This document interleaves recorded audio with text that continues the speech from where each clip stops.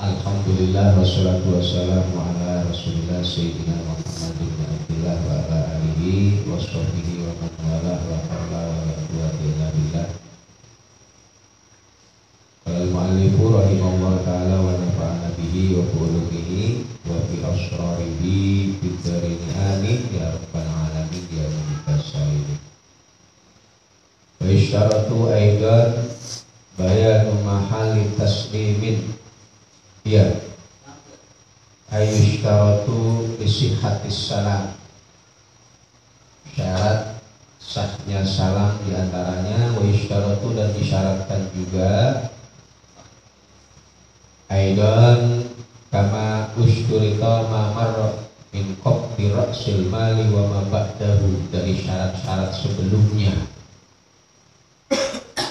Aidan ay kama usturita ma marra min qabdi ra'sil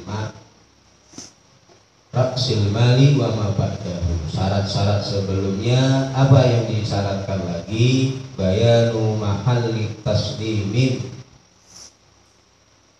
menjelaskan tempat penyerahan ya, akad salam, akad pesanan mutlaqan sawaun kana as-salam halal atau muajjalan, baik akad pesannya itu seketika itu atau muajjalan atau tempo nanti. Jadi harus ditentukan lokasi tempat COD-nya. Kalau bahasa sekarang apa sih kata COD? Yang tahu? Bahasa Inggris saja itu ya, COD, tempat kita saling transaksi ya. Mahalu bayanu mahali taslim, menjelaskan, menentukan lokasi penyerahan barang yang dipesan. Ini harus ya betul-betul jelaskan lil muslimi bihi, pada muslimnya, lil muslimi bihi, pada muslimnya, barang yang ingin diserahkan apa bihi al in aslama, apabila berakad salam siapa muslim, apabila berakad pesan siapa orang yang memesan, di mahallin, pada tempat la yasruhu, yang tidak sesuai atau mahal atau yang tidak pantas atau mahal, taslimi, pada penyerahan muslim ya. Jadi harus betul-betul disepakati tempat penyerahan barang pesan. Nah, lokasi penyerahannya ini harus betul-betul sesuai dengan koordinat ya. Kalau kita pesan, koordinatnya harus sesuai ya. Au lihamlihi, benar, atau itu bagi membawa musrafi ilaihi, pada mahal mu'natun, adapun biaya, atau ya alasan keduanya ada biaya lebih ketika kita memesan kemudian mengantarkan barang pesanan tersebut ke tempat yang sudah ditentukan. Nah, ini kan butuh apa namanya, transport, butuh, kalau kita pesan paket butuh apa itu namanya, pembayarannya ya, ongkirnya, ongkos kirimnya. Au lihamlihi, atau itu bagi membawa, atau itu membawa daripada muslifi barang yang dipesan ilaihi, kepada mahal mu'natun, adapun biaya, butuh ongkir, biaya bensin. Kita jual mie ayam, kemudian jualnya juga online bisa, atau langsung di tempat. Kalau online jarak 1 kilo ya dikenakan ongkir, ongkos biaya ya. Nah, ini kan perlu ditentukan tempatnya. lokasinya di mana. Kalau jaraknya tidak sampai 1 kilo nggak perlu ada ongkirnya. Nah, ini penting untuk menjelaskan tempat penyerahan barang yang dipesan. Walau gobiro, apabila mendapatkan siapa al-muslimi, orang yang memesan, bil muslami, kepada orang yang dipesan, siapa ilaihi al, ya, pemesan sama yang dipesankan, ba'dal mahali, setelah waktu tenggatnya, waktu penyerahannya, bi ghairi mahali taslimi, pada selain tempat penyerahan muslambi, wali naqalihi, dan itu bagi memindah muslambihi ila mahali dhabar, pada tempat, ya, pada tempat memindah, ya,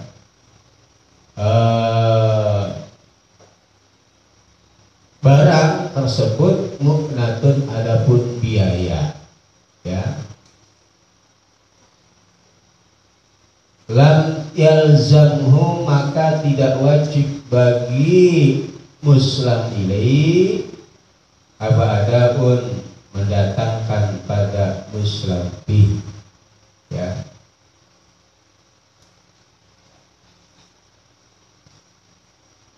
Wala yutalibu, dan tidak boleh menagih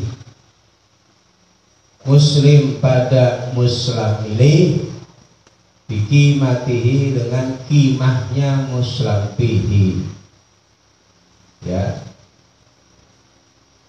pada tempat yang tidak sesuai yang telah disepakati penyerahannya, maka tidak wajib bagi, ya, muslam ilaih, ya, yang dipesan, ya, pemilik barang, untuk menyerahkan barang tersebut kepada orang yang wala yutalibu, dan tidak wajib dia, ya, juga membayar harga dari pesanan tersebut, karena lokasi tempat yang disepakati ini tidak fi ghairi mahal taslim, ya, penyerahannya bukan pada tempat yang sudah disepakati.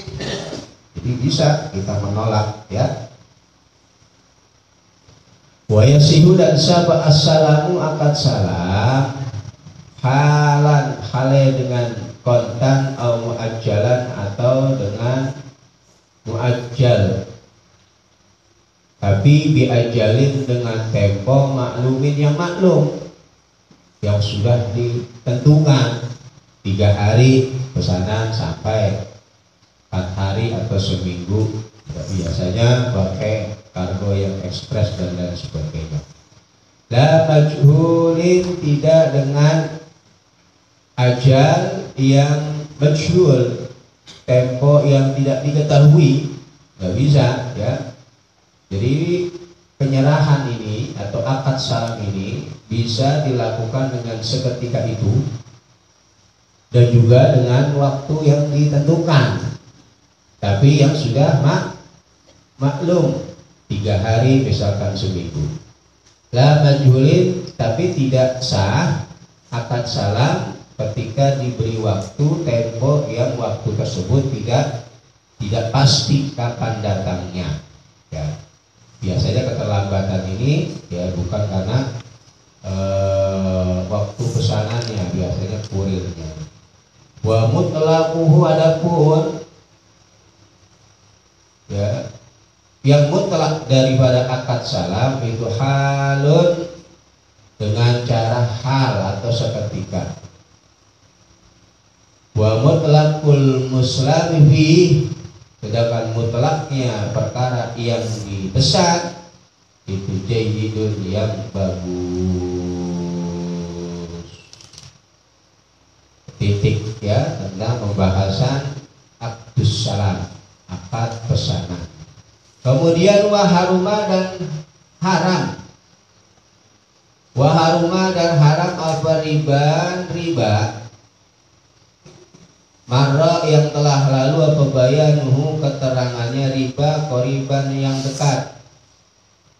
Ya, bai'u ribawiyin menjual barang yang bersifat ribawi. Barang yang bersifat ribawi ini terdiri dari dua jenis. Mat'umah wa naqdain, yaitu makanan dan alat transaksi emas ataupun perak. Berarti kalau sekarang menggunakan mata uang. Jadi yang berpotensi ada unsur ribawi itu hanya dari dua hal, mat'umah dan an-naqdain atau alat transaksi. Dengan syarat-syarat tertentu, ketika ya barang tersebut barang yang satu jenis, maka di situ harus memenuhi 3 syarat. Ada pembahasan di awal. Ya, kalau yang bukan satu jenis syaratnya 2. Sudah dibahas di awal ya. Wa huwa adapun riba ya. Wa huwa adapun riba itu anwaun memiliki cabang. Ai riba min haitsu wa aqsamu salasah, memiliki 3 bentuk. Ya. Bidukhuli ribal qard fi ribal fadl, dengan memasukkan riba qard pada riba fadl. Wa illa kalau tidak dimasukkan berarti ada 4, fahiya arba'atun.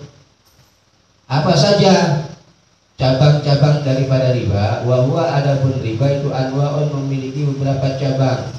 Yang pertama riba fadl, yaitu riba fadl, riba yang sebab kelebihan. Riba yang sebab kelebihan. Bentuknya bagaimana? Biaya zida, dengan gambaran melebihi apa ahadul iwado ini salah satu alat transaksi. Ya. Biaya zida dengan gambaran melebihi apa al-iwad apa ahadul iwado ini salah satu alat transaksi. Jadi menjual barang ribawi dengan barang sejenis. Ya, yang satunya ini adalah yang lebih banyak. Jadi menjual emas dengan emas, tapi harga bentuk beremasnya, berat bobot emasnya antara yang satu dengan yang satunya ini beda. Emas 5 gram dijual dengan emas misalkan 6 gram, maka itu dikatakan riba. Menjual beras 1 liter dengan beras 1,5 liter, itu riba. Menjual duit 1 juta dengan 1.100.000 misalnya, itu riba ya.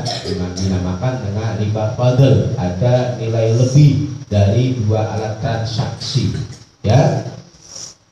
Wa minhu, dan itu diantara daripada cabang riba fadl, termasuk dari bagian riba fadl ya,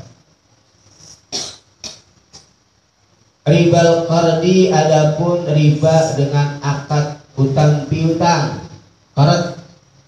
Nah, ini yang sering terjadi di sekitar kita ya, riba qard, yaitu riba dengan cara utang piutang. Bi ayyushtarata, dengan gambaran disyaratkannya bihi di dalam qard abama perkara bihi yang itu di dalam nafun adapun kemanfaatan lil mukridi bagi orang yang menghutangi, dengan syarat di dalam utang piutang tersebut terdapat kemanfaatan bagi orang yang menghutangi. Nah, kenapa? Karena dasar dari utang piutang adalah at-ta'awun, gak ada unsur nyari untung. Yang utang piutang itu adalah asasnya adalah saling tolong menolong. Pahami? Kok dari utang piutang ada keuntungan bagi orang yang menghutangi, maka itu dikatakan riba.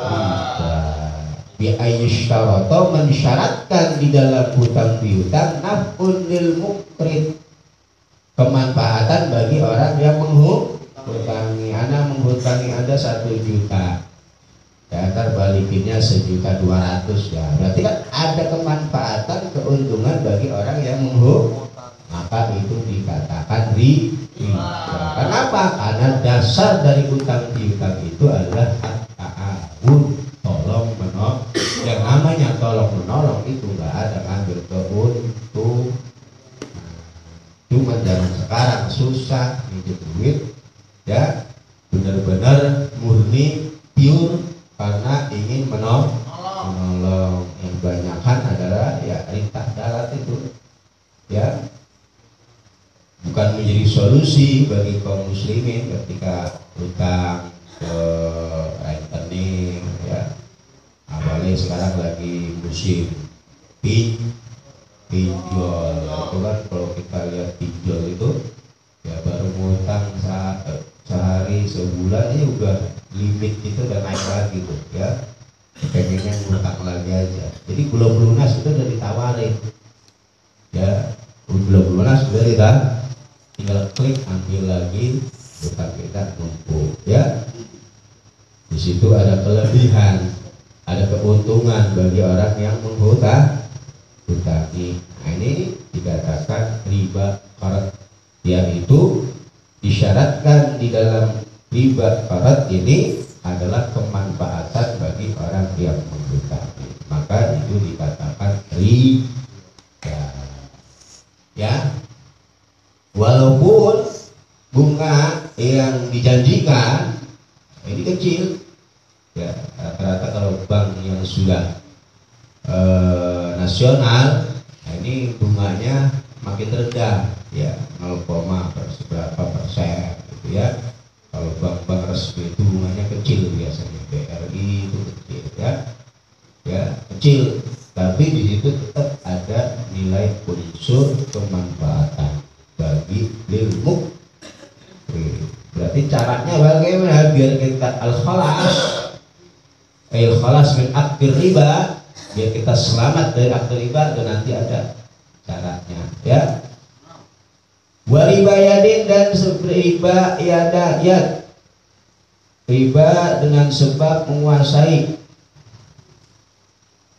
ya. Yang ketiga bi ayyufariqa, dengan sebab telah terpisahnya siapa ahaduhuma, salah satu muta'aqidaini, orang yang bertransaksi, majlisal aqdi, pada tempat transaksi, namun qoblat taqobudi, sebelum serah terima, ya belum adanya telah terima deal, kesepakatan dari barang yang ingin dijual. Nah ini sudah ada yang namanya at-tafaruq, ya berarti di situ ada unsur paksaan dari salah satu dua orang yang bertransaksi sebelum adanya serah terima. Nah ini juga dikatakan riba. Wa riba nasai, dan riba nasai, ya riba nasai bi ayyush tarada, dengan gambaran disyaratkannya apa, ajalun, tempo, fi ahadil iwadaini, di salah satu dua alat transaksi, ya. Nah, ini juga tidak boleh, ya. Yang satu membayarnya tempo, yang satu kontan. Jadi mensyaratkan tempo, ya, pada salah satunya, dan yang kontan pada yang lainnya, ya. Seperti halnya, ya pembeli ini sudah menerima barang yang dibeli, tetapi penjual ini belum menerima harga, ya, yang telah disepakati. Nah, ini tidak boleh, ini namanya nasai, riba nasai. Pembeli sudah menerima barangnya, tapi penjual belum menerima uangnya. Nah, ini bagian-bagian daripada riba. Pahami, ya. Ada berapa? Ada 4. Riba fadl, yaitu bertambahnya salah satu dari dua alat transaksi yang dilakukan di dalam transaksi. perlu dipahami tadi balik lagi bahwa akad jual beli yang berpotensi di situ ada ribanya cuma dua. Transaksi dalam masalah mat'umah kan di awal dikatakan makanan, beras dengan beras, jagung dengan jagung, gandum dengan gandum, sesuatu yang bisa ditakar ya bisa ditimbang. Yang kedua an-naqdain an-nuqud, yaitu transaksi dengan menggunakan alat transaksi. Selain itu ya, kecil kemungkinan terjadinya riba. Nah dari dua perkara yang ada unsur ribawinya ini, nah di sini nanti masuk ada riba fadl, ada riba qarad, ada riba nasai, ada riba ya. Kemudian wa kulluha, dan adapun semuanya itu hadil anwa, macam-macam dari riba itu mujma'un, yang telah disepakati apa alaiha, atas batalnya kulluha hadhil anwa, semuanya itu transaksi yang dibatalkan oleh para ulama. Sepakat semuanya para ulama hal tersebut tidak diperbolehkan. Humal iwadhani, kemudian adapun dua alat transaksi, dua iwad itu anittafaqa, apabila sama apa iwadhani, apanya jinsan jenisnya. Nah kemudian apabila dari transaksi jual beli dengan menggunakan alat transaksi yang sama, beras dengan beras misalkan ya jenisnya sama, maka usturito, maka disyaratkan apa salah satu syurutin, 3 syarat.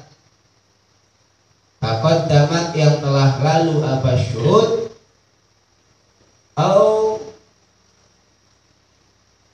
illatin, atau dari segi alasannya ya, au illatin, atau dari segi alasannya, illatan jinsan wa au illatan, yang kesana jinsan au illatan, atau dari segi alasannya.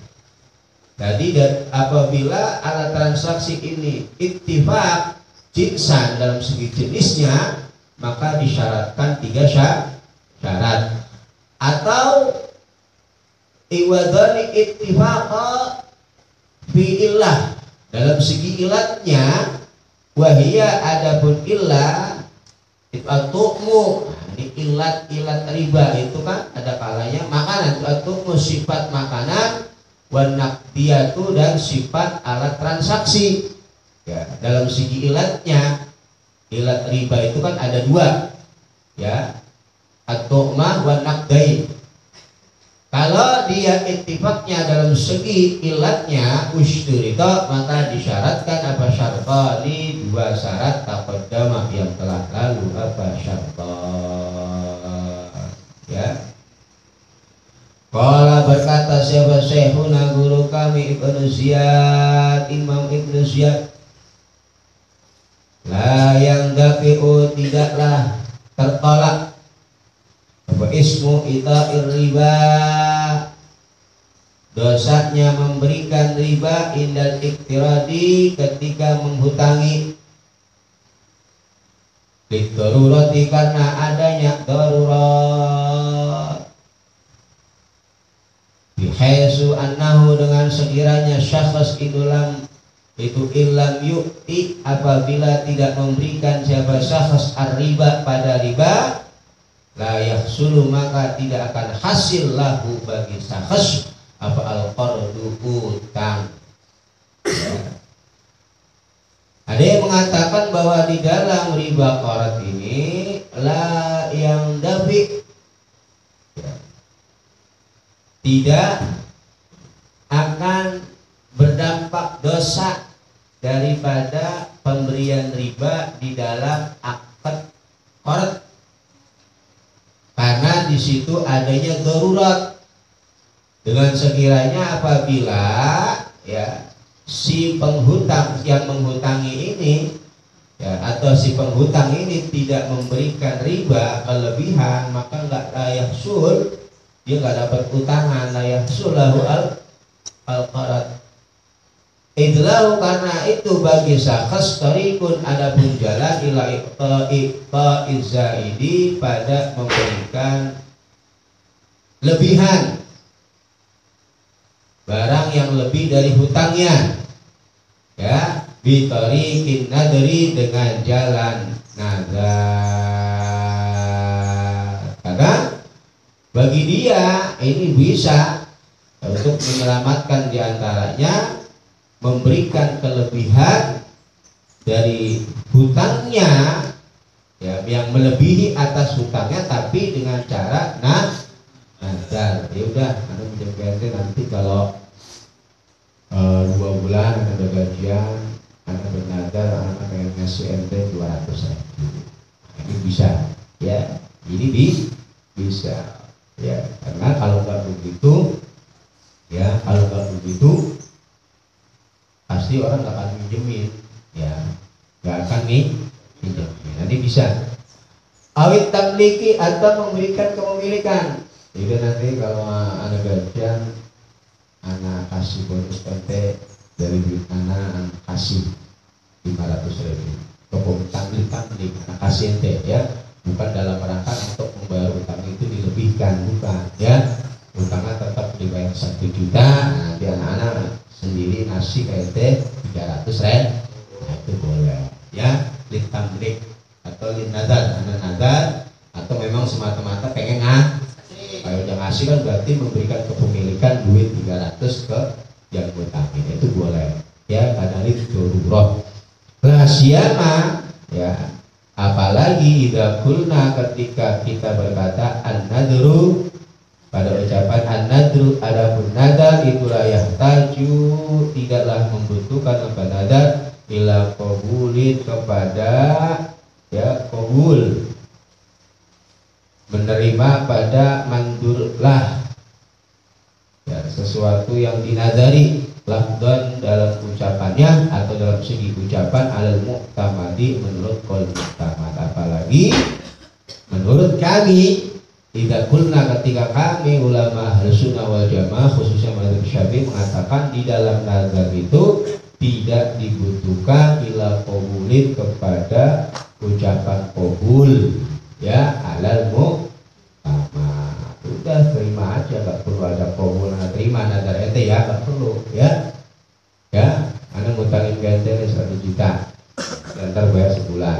Terus ente bernazar pengen ngasih 200.000 ke anak terima nih hutangnya 200.000, anak terima juga, nggak perlu nazar anak terima, ya, nggak perlu, ya, itu sah, ya, sah.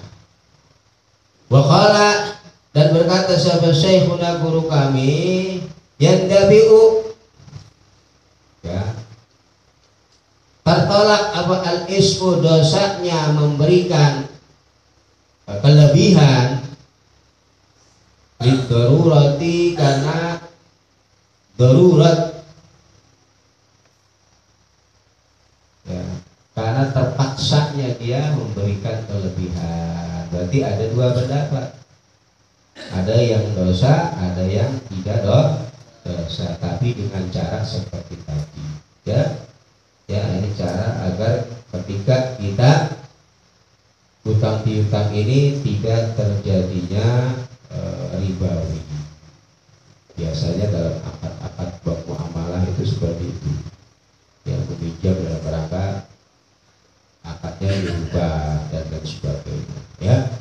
Namun kebanyakan para ulama-ulama sufi, ulama-ulama yang warok, ya, mereka tetap berusaha untuk menghindari hal tersebut, ya.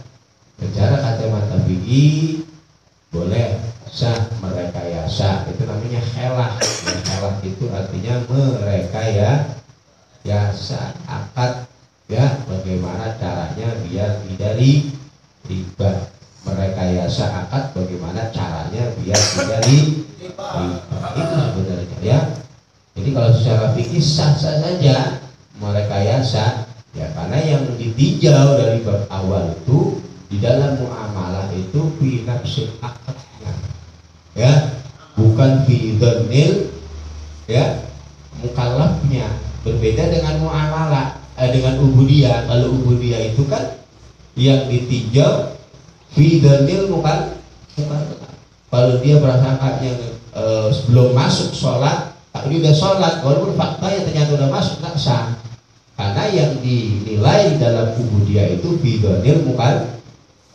Tapi kalau dalam muamalah itu yang dinilai bukan fi dzannil mukallafnya, tapi di nafsul akadnya.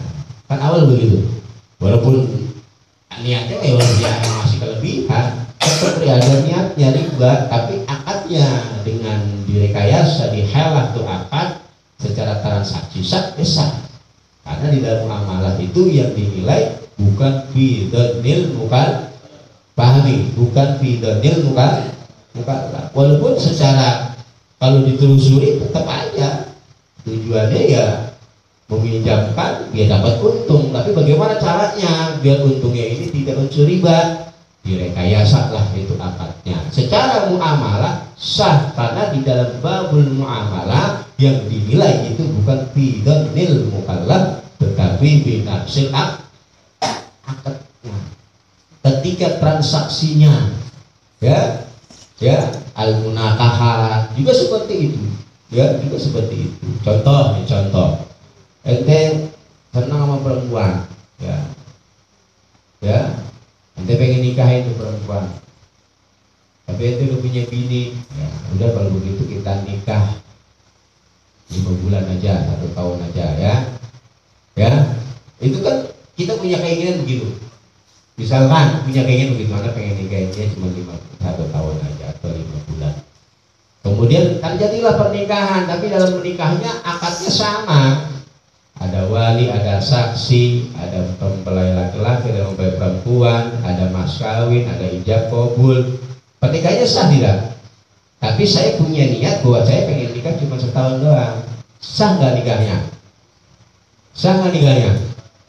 Sah, karena dalam muamalah tuan munakahat itu yang dinilai, yang dipertimbangkan itu fitnah sepak, bukan di dalam ya dzannil mukallaf. Dia punya keinginan cuma setahun saja bubar, tapi akadnya seperti biasa normal sah.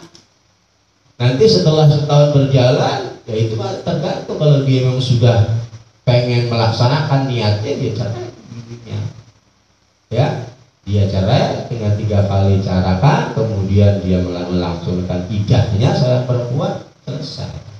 Jadi yang dinilai itu fi nafsil akad fil muamalah wal munakah.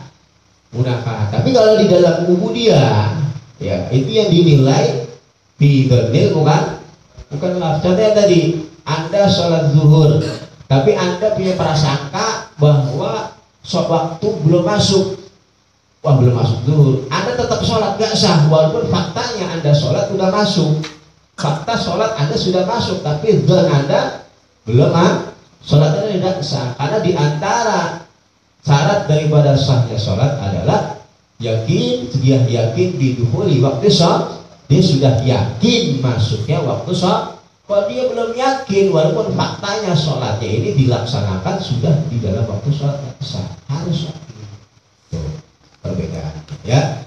Jadi yang penting transaksinya ini tidak melanggar hukum syar'i. Masalah dzannilnya, masalah keyakinannya, dzannya, niatnya ini enggak diiktibar di dalam akdul muamalah wal munakahat ya, di dalam panjangan fikih. Pahami ya, makanya ya masalah bank konvensional, nah ini terjadi ikhtilaful ulama. Ada yang mengatakan boleh ya dengan syarat akad-akadnya nanti bagaimana. Ada yang mengatakan haram mutlak ya, mau direkayasa bagaimanapun yang namanya riba ya riba. Nah ini tinggal perhatiannya kita, waroknya kita di dalam masalah muamalah. Pahami? Paham nggak? Faidatun, satu faidah. Wa tariqul khalasi, adapun cara untuk selamat min akdir riba, dari akad riba. Nih, cara selamat kita dari akad riba. Liman, bagi orang yabiu yang menjual, siapa man dahaban pada emas, bidahabin dengan emas, jual emas dengan emas, itu kan sama-sama jenisnya, sama ilatnya, sama anak deh jenisnya juga sama, emas dengan emas. Harusnya kalau jual emas dengan emas ini ukurannya, beratnya sama 5 ons, 5 gram ya 5 gram. Au fiddatan bi fiddatin, atau menjual perak dengan perak. Au birran, au burran bi burrin, bur dengan bur, biji gandum dengan biji gandum. Au aruzan bi aruzin, atau beras dengan beras. Tapi mutafadilan, hale dengan harga yang mutafadil, berlebihan atau melebihi apa mazkur minal zahab ila angkol, ya 5 gram dijual 6 gram, ya beras seliter dijual seliter setengah, gandum sekilo dijual sekilo setengah. Jadi kan ada mutafadil, ada kelebihan, seharusnya harus sama, nggak boleh, ya di situ kan berarti ada unsur ribanya karena ada mutafadilah. Nah, caranya bagaimana biar kita selamat? Sama utang piutang juga begitu, ya. Kalau bagaimana ini? Biar ayyahiba, dengan itu biar ayyahiba kabarnya. Wa tariqul khalasi, adapun cara selamat dari akad riba itu biar ayyahiba, dengan gambaran menghibahkanlah siapa kullun, masing-masing minal bai'aini, dari orang yang transaksi jual beli, haqqahu, pada haknya, kulun lil akhari, pada yang lainnya.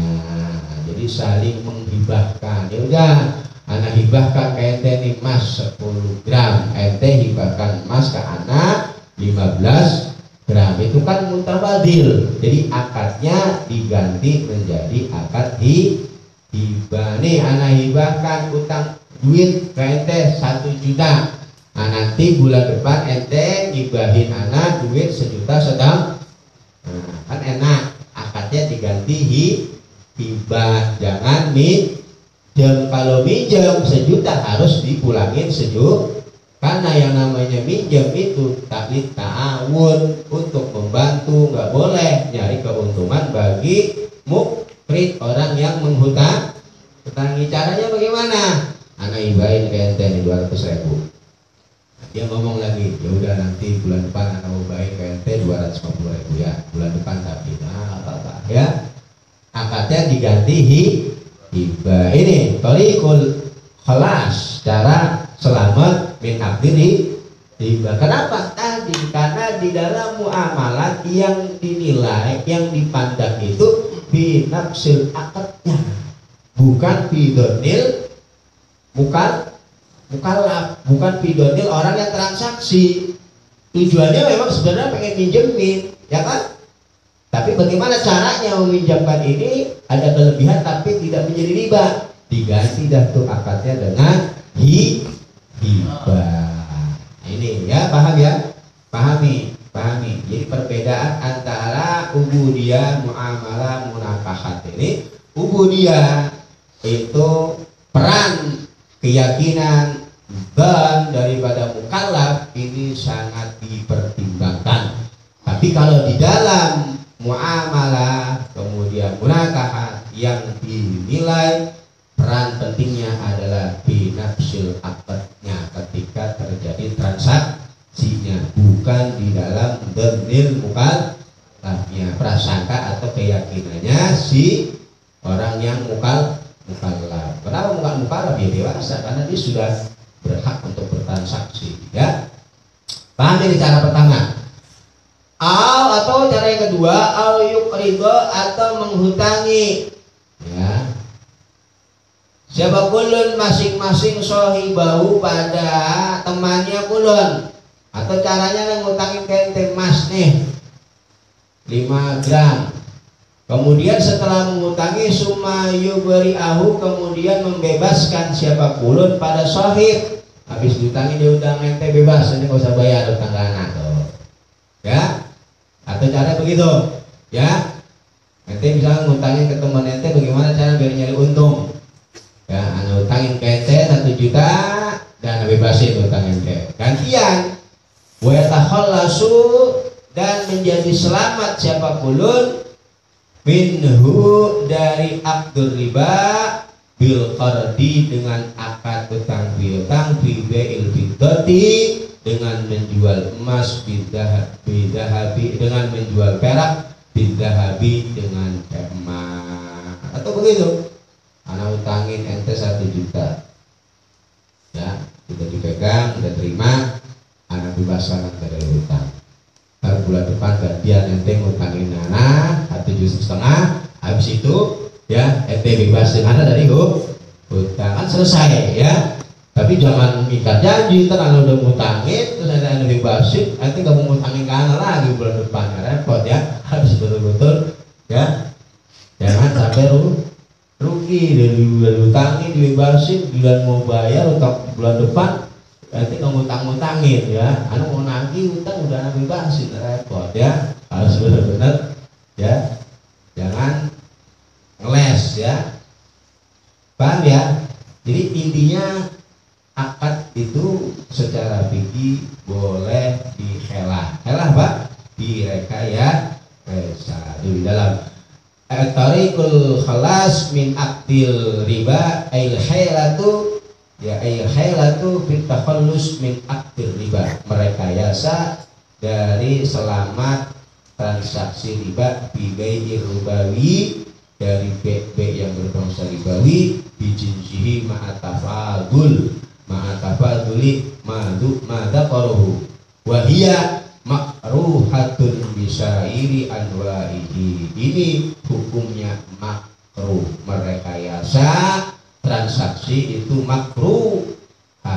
Hukumnya khilafan liman khasar al-karaha fi takhallus min ribal fadl wa muharramatun indal a'immatis salasa. Sedangkan menurut imam yang 3, berarti selain Imam Syafi'i, nah lebih ketat lagi, makanya kita bersyukur bermadzhab Syafi'i. Tapi bank konvensional di mana-mana, transaksi bermacam-macam. Coba kalau kita hidup di Arab, hidup di Afghanistan ya, dipenggal nanti punya leher ya. Muharramatun inda a'immatis salasah, menurut 3 mazhab selain mazhab Syafi'i, merekayasa transaksi riba menjadi transaksi yang lain itu hukumnya haram. Mazhab Syafi'i makruh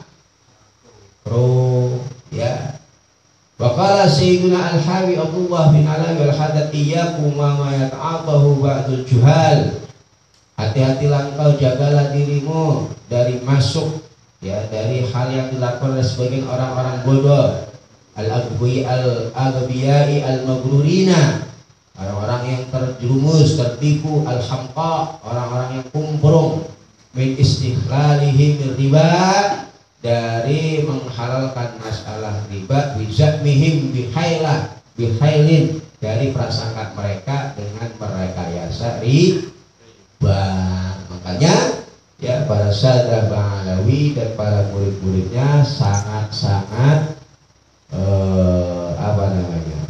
berhati-hati, dan mereka kebanyakan memfatwakan riba. Ya contohnya guru kita ya, transaksi kredit motor aja riba, karena beliau Al-Haddad Abdullah bin Al-Haddad ultimatum iyyakum, jagalah dirimu dari terjerumus pada apa yang dilakukan oleh ba'dul juhal, orang-orang bodoh ya, al-hamqa, orang-orang yang kumprung, degel, orang-orang yang tolol, dari istikhlahum menghalalkan dari transaksi riba bihailin dengan merekayasa riba. Namun dari pendapat ulama yang lain ada yang mengatakan sah-sah saja, ya, hanya sebatas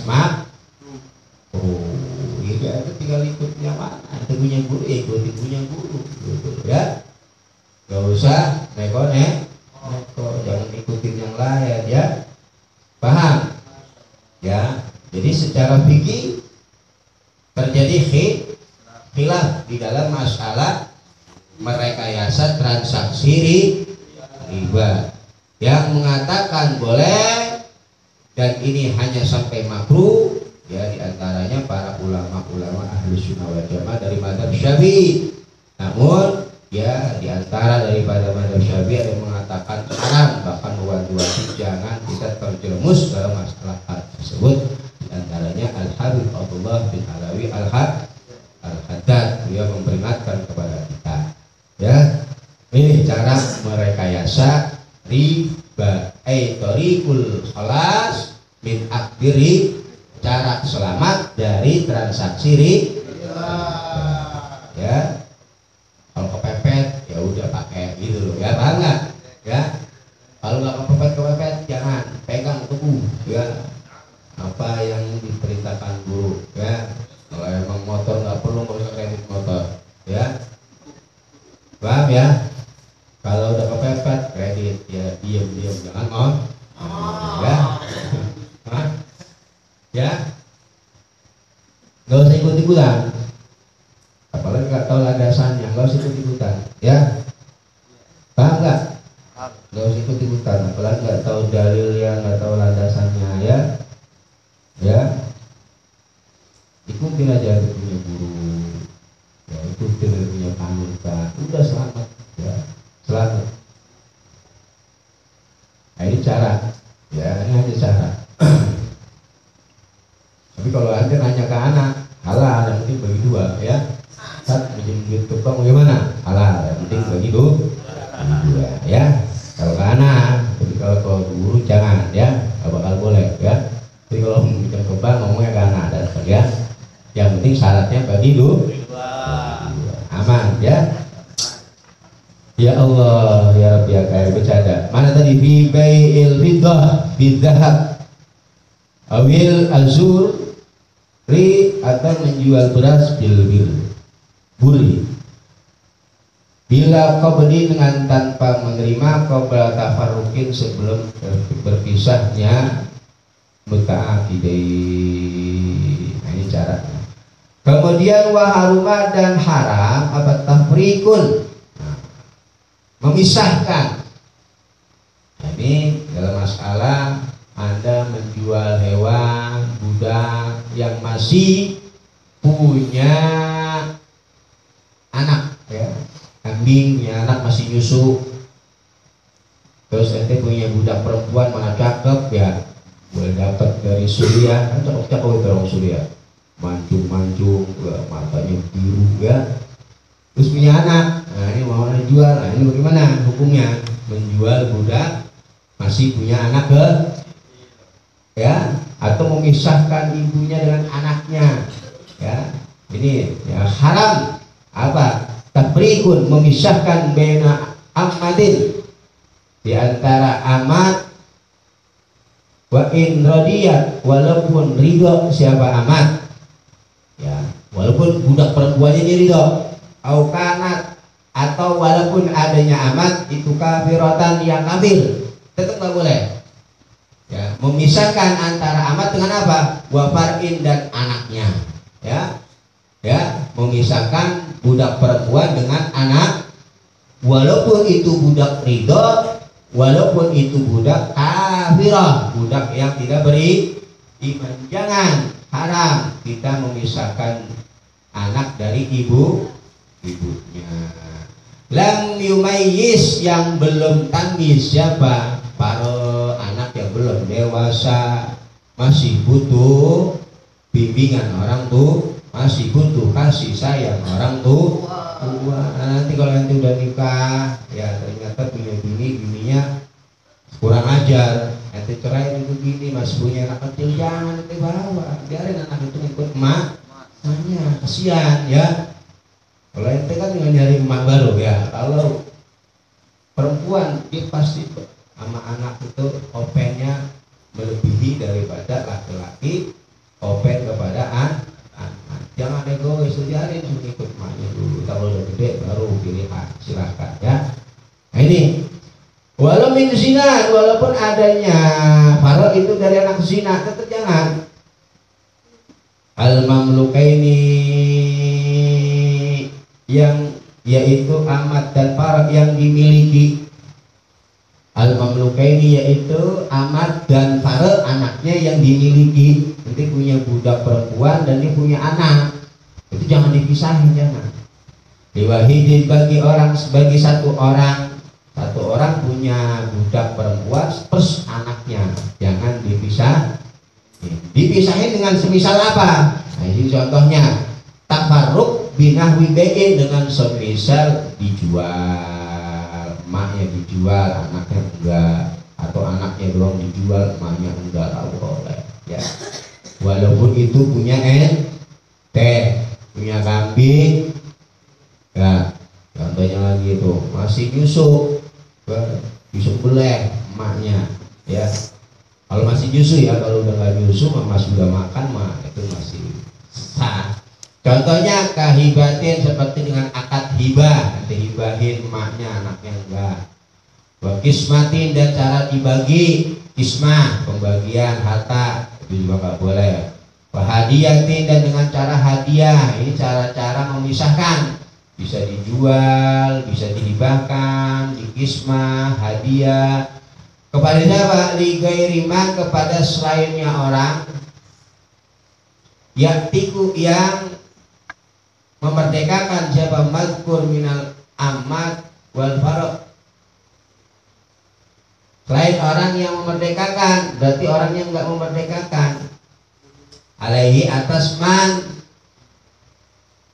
li khabarin, berdasarkan karena hadis Nabi Muhammad sallallahu alaihi wasallam. Jadi li ghairi man yaktik, berarti kalau dijual kepada man yaktik boleh. Rajiun li jami'i ma qablahu minal bai'i wa ma ba'dahu, maka fala yahrumu at-tafriq bima dzakarahu liman yaktik alaihi. Dijual kepada orang yang ingin memerdekakan boleh ya, kalau memang orang tersebut pengen memerdekakan. Nanti hibahin kepada orang tapi orang tersebut memang pengen memerdekakan, boleh. Ini kepada orang yang ingin nggak memerdekakan, dijadikan budak lagi, jangan ya.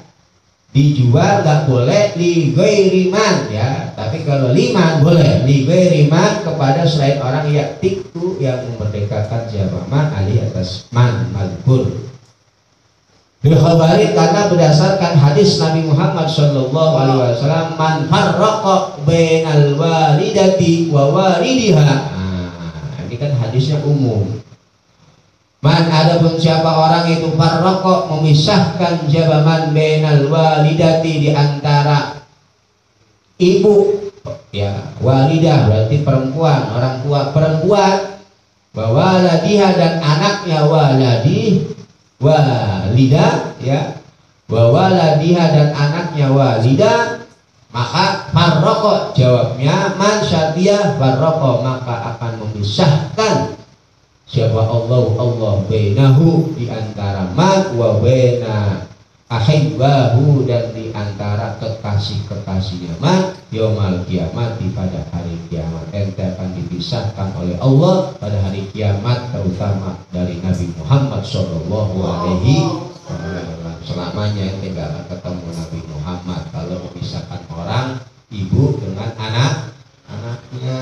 Contoh, ente naksir sama janda, punya anak satu ya, anaknya masih kecil ya, ente mau nikahin tuh janda, cuma mau jandanya doang, anaknya kasih bapaknya, jangan, bawa juga tuh anaknya, rawat ya, jangan mau emaknya doang ente pisahin, haram hukumnya. Ente nanti biomil kiamat akan dipisahkan dari kekasih ente siapa? Pertama Nabi Muhammad farraqallahu ya bainahu wa baina ahibbahu yaumal qiyamah. wa batalah dan batal apa al aqdu akadnya, akad transaksinya batal. Ya janda malah cakep gitu ya. Idola ya, janda kembang aja bang janda punya anak satu. Ya, masih muda, umur 20 tahun bang, muda ya. Mana bersih ya, putih ya, tinggi ya. Mancung, matanya biru ya. Tapi nggak punya anak masih 2 bulan masih nyusu. Wah ini repot kalau dibawa ya. Salah satu ini repot, susunya ambil ya. Ya itu anaknya kasih sama suaminya, mantan suaminya, jangan ya, nggak boleh. Bawa sekalian, biarin salah satu nggak apa-apa ya. Paham nggak ya? Harus bawa juga. Bihima di dalam riba, air riba maksudnya di dalam riba haram, batal ya. Wa batalah dan batal apa al aqdu akad.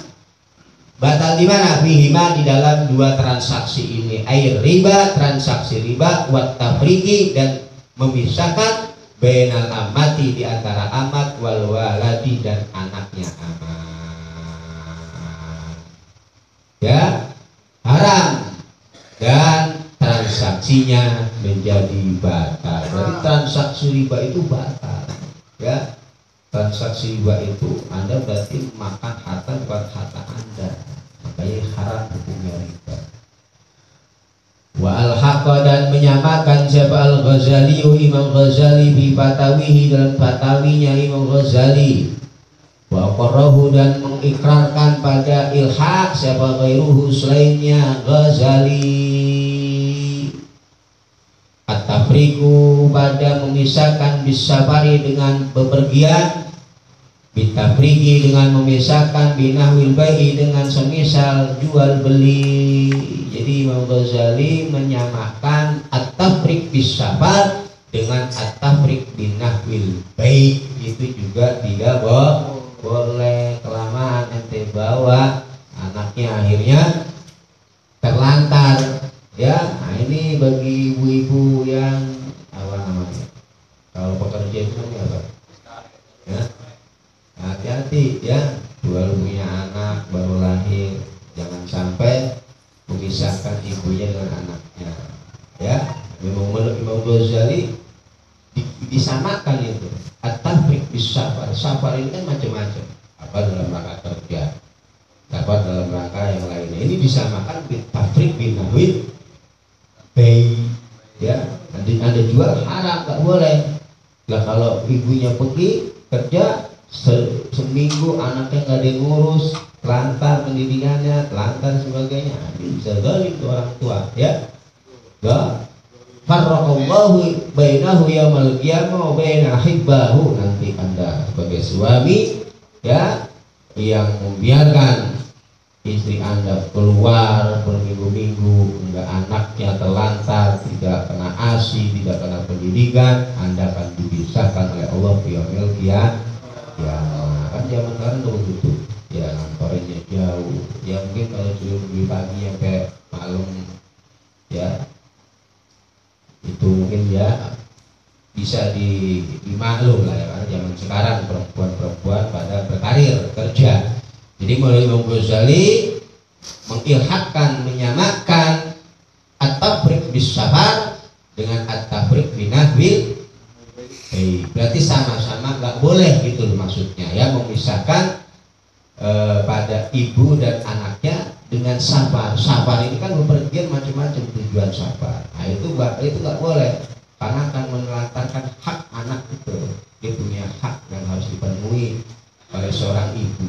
Kok ibunya pergi keluyuran, ayaban dan sebagainya, ini haram.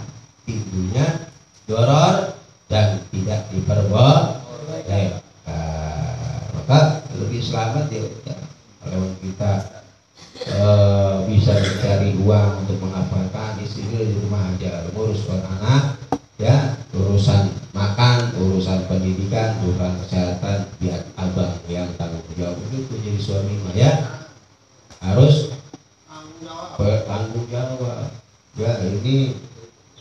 ngocang-ngocang kaki dong di rumah, bininya banting tulang ke sono kemari, ya anaknya telat.